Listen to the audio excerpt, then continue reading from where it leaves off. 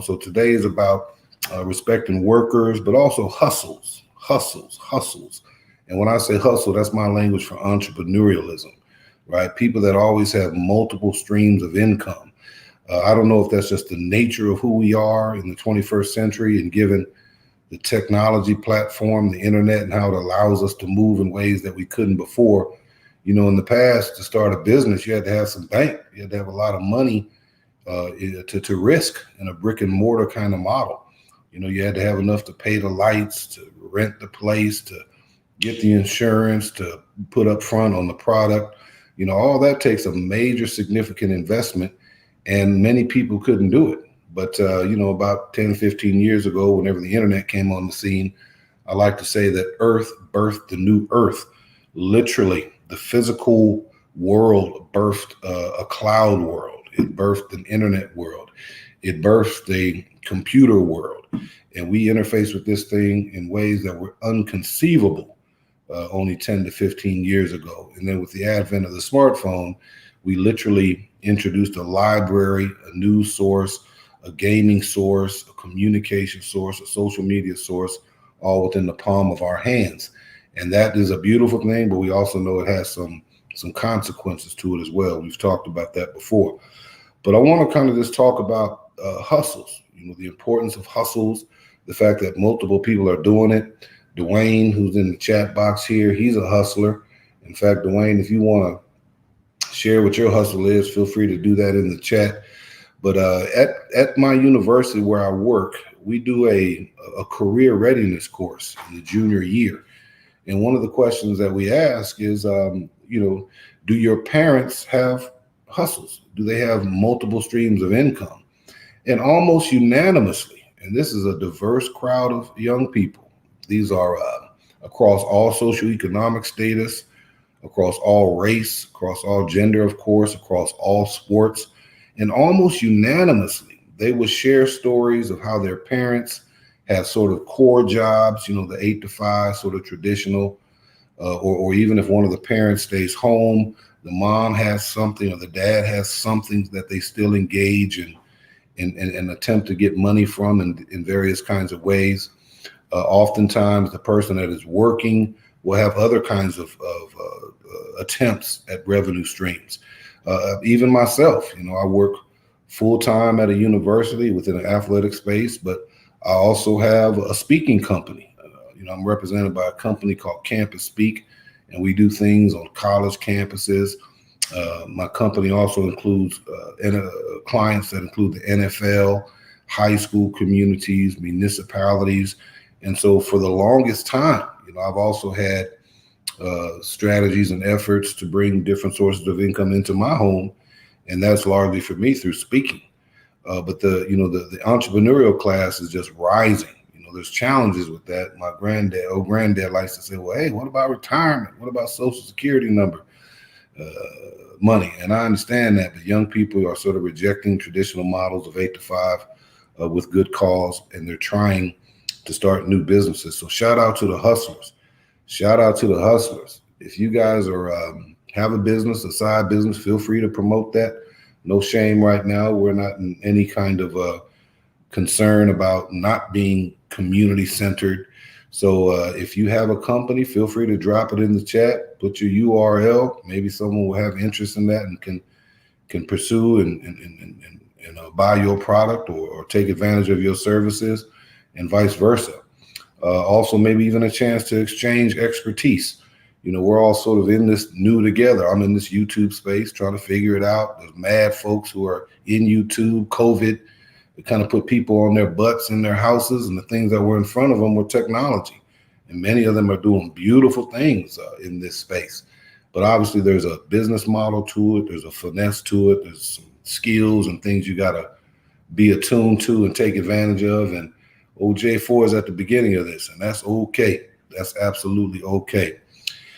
So again, we're talking about respecting workers, acknowledging folks that get up on the grind every day, 6 in the morning, 6 at night, come home, got to commute, cook, feed the babies, get ready for the next day, and repeat and repeat and repeat. And that can wear heavy on your soul, right? That can wear heavy on your spirit and can really become taxing. And so Labor Day is a a day of sort of acknowledging the value of workers with the Monday off. So again, shout out to those of you all who are in sort of W-2 world. But also, again, shout out to the emerging entrepreneurial class, and I highly recommend it. Highly recommend that y'all seek alternative sources of income, just a way to hopefully supplant some of your expenses, but also as a way to perhaps get ahead, assuming you have that discipline. If you can live off your 8 to 5, you and your partner's 8 to 5, and both y'all have some kind of external stream of income, what do you do with that? Be intentional. A lot of human beings will elevate their materialistic state of life, right? They might buy a new car or, try to get a bigger house, right? But try to have some discipline with your hustle money, and try to pay off credit, pay off debt, get ahead on your mortgage, set aside some money for the unforeseeable. They say try to have at least about 6 months worth of income to cover your everyday expenses in case of emergency. And those emergencies are unpredictable, but they're very real. They're very, very real. But think about what you want to do with your discretionary income, and also think about how can you invest in your own infrastructure to support the advancement, the more professionalization of your respective hustle. And that takes some investment. It takes some upfront investment in technology, takes some upfront investment in networking, your social media platform. We all have expertise, but there's a lot of gap areas. Sometimes we just have gap areas and we don't have that expertise. So we got to tap into other resources. We got to tap into our network. And when we tap into them for their expertise, we need to compensate them for that at fair market value. The same way when someone comes to me and says, hey, AJ, we'd like you to come in and drop some words on the beautiful people. And I say, hey, I'm glad to do it, but here's my honorarium fee. Here's kind of what I traditionally charge. And that's a value that I bring that should be compensated, but vice versa. You got a person that sets up web pages for you, a person that helps with your social media, does some flyers for you, is an ambassador for you to some extent. You got to be able to compensate them. So you have to invest in your own kind of infrastructure. But to do that, you'll absolutely need resources.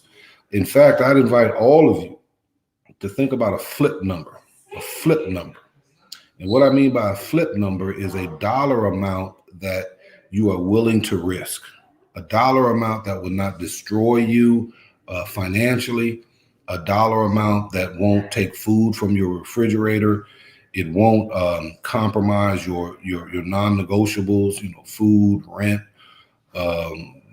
discretionary things that you need. Those are all critically important things. But if you can set aside, have the discipline to set aside a flip amount, whether it's $100, $500, $5,000. I'm not in your pocket. I don't know what you make, but what is it something that if it went away, if you lost it, if you rolled the dice on it and it didn't work, it would not destroy you. That's what I call flip money. And whatever that dollar amount is for you, whatever that dollar value is for you, what would you do with it, right? What would you do with it? That's the money you take a risk with, whether it's exploring investments, whatever your comfort range is. That's not my business, but whatever your comfort range is, whether it's starting a web page, whether it's starting a YouTube channel or an Instagram account, or buying something in the marketplace and reselling it. I don't know. There's so many creative minds out there, but what is your risk dollar? Take a risk on yourself.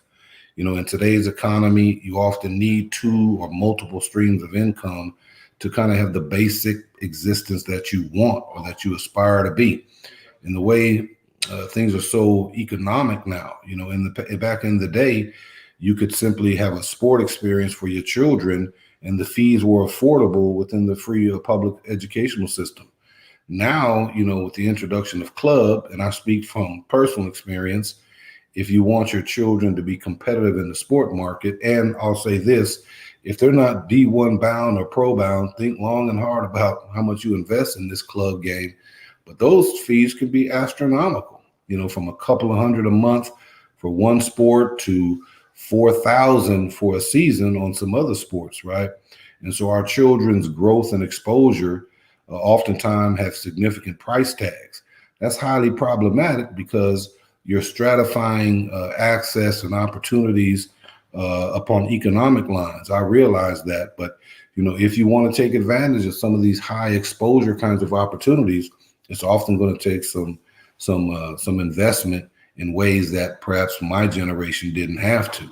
My dad was a military guy, so we would get all of our sport activity, right there on the Air Force Base. And if we had talent to play in the minor leagues or professional ranks, that was exposed through high school.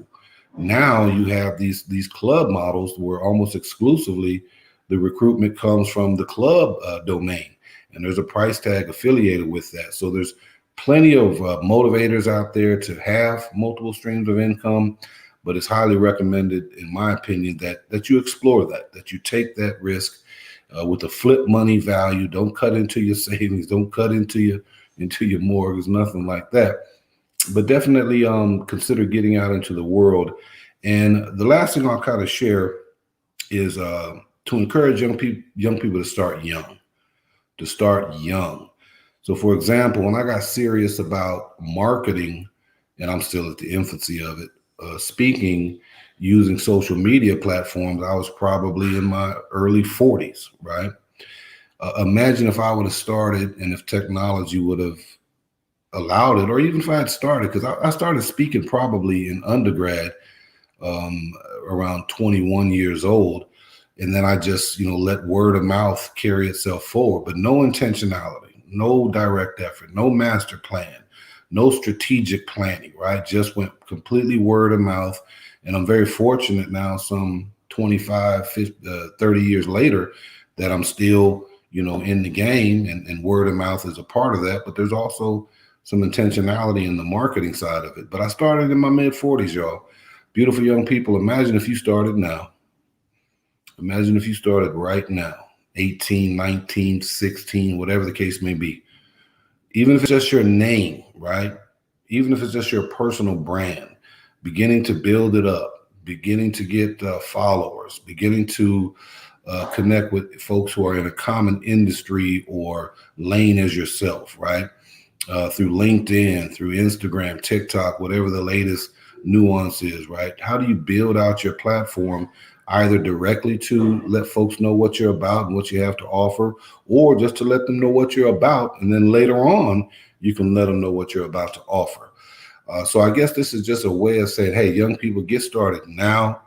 Get you a web page, get you a social media page, take some time on a daily basis to nurture it, to add content to it, see what other people are doing in your similar industry, and, start now, and then be genuine, be yourself, right? Everything doesn't have to be a full-blown production or a photo shoot. It can just be you yourself, your computer, and your fingers, just telling your story, putting your genuine self out there, and being mindful of that your brand is always there, right? Kind of who you are is represented both in your in-person presence, and then also in your kind of what you put out there in the social media space. So shout out to all the workers. Shout out to all the folks who make the wheel go round and round and give us all the trinkets of life, the pleasures of life, the struggles of life. All that has to be managed. Happy Labor Day to y'all. Ask your friends, do they have hustles? And just do a little survey. Ask 10 people in your circle, hey, what do you do? Do you have just one job? Or do you have a job and a hustle? Whatever it is. But take a survey. I think you'll be pretty surprised of how many people have one income source and are a second source, or are attempting to get a second source. And I think that's increasingly true across generations, across race, across income status, and across industries. And then finally, young people, start young. Hey, start young. To say it differently, start now. Moms and dads out there, have a table conversation. Have a pickup from school and driving home conversation with your beautiful seeds about, hey, what is it that you have interest in, right? And then kind of be the older eyes and the older perspective and say, okay, well, hey, is there anything you'd like to do in that space? Maybe to give it life, to birth it, right? You got a concept in your mind. You create an Instagram page. All of a sudden it goes from concept to at least a stagnant birthed in social media. Now it has different kind of tentacles to it. It's something that's more tangible, something that begins, right? And once something begins and you feed it in some capacity on a day-to-day basis, a week-to-week basis, some kind of rhythm of touching it and nurturing it, all of a sudden an ideal that's birthed now has whatever kind of momentum to it, right? And momentum upon momentum then puts you in a space where you can leverage your efforts in different kind of ways towards passion ends, but also potentially monetary ends. So happy Labor Day, and also survey folks to see what they're hustling, pick their brain, how they do it, how it's going, and start young. All right, on behalf of J4, Solo Dolo tonight, good to see you guys. Please share this concept with your friends. You know, we're at the infancy of this, but again, as fathers talking to the age set of sort of teens and early 20s, folks who are in the upper class of high school, as well as early college. We'd love to be relevant to your lives and just kind of sharing our experiences and learning from yours. All right. On behalf of J4, y'all take care. Thank you so much. Peace, love. Peace, love.